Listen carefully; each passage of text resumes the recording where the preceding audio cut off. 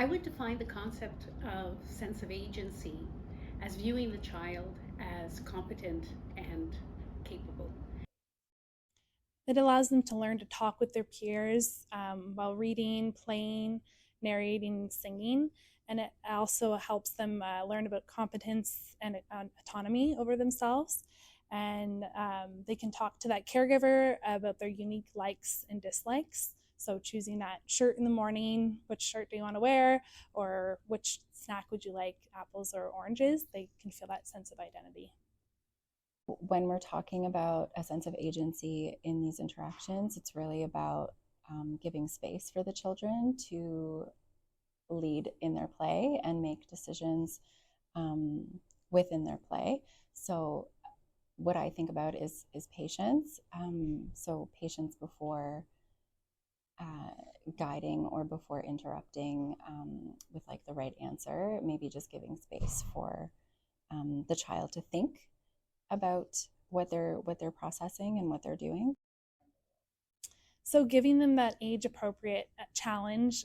So maybe it's that puzzle and letting them figure out the piece instead of saying, oh, let me show you where that piece is.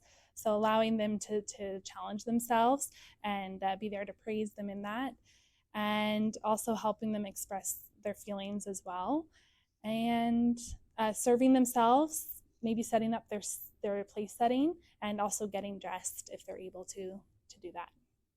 In the context of playgroups, families have the opportunity to meet other families and caregivers and to socialize their children, and also seek out resources from facilitators and other learning professionals.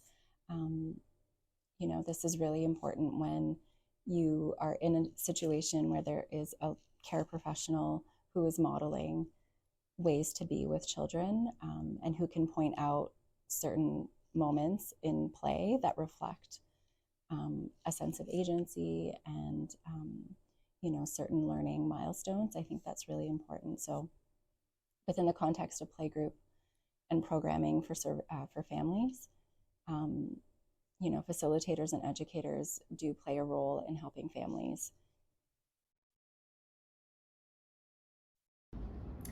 So, as we know, children explore with their whole bodies as they grow from infancy to toddlerhood to preschool to school age, and we want to make sure they're having opportunities to explore their world, interact with their peers, interact with the adults around them in their community.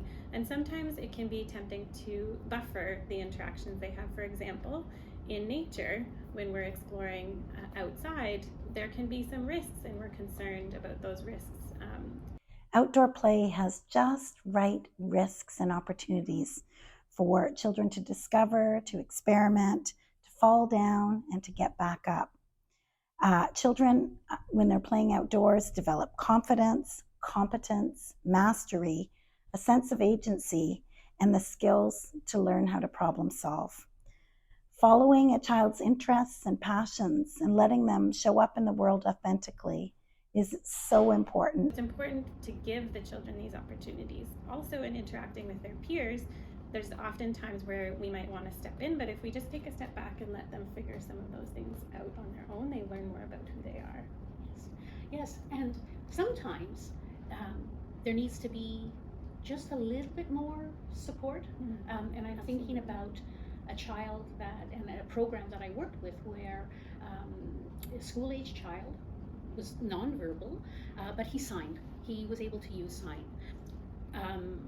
The educators did not know sign. The children did not know sign. So what they did was through Children's Inclusion Support Services, they took our sign language course. And they were so excited that they really wanted to learn these skills. And of course you need to practice to get proficient at it. They started a sign language club and with the children. So the children, chose to be part of this club, and they're learning this new language, which they loved. And what that enabled to do was where this child would get frustrated when he was signing, come play, and the children had no idea what he was saying. Now they could say to him, hey, want to play?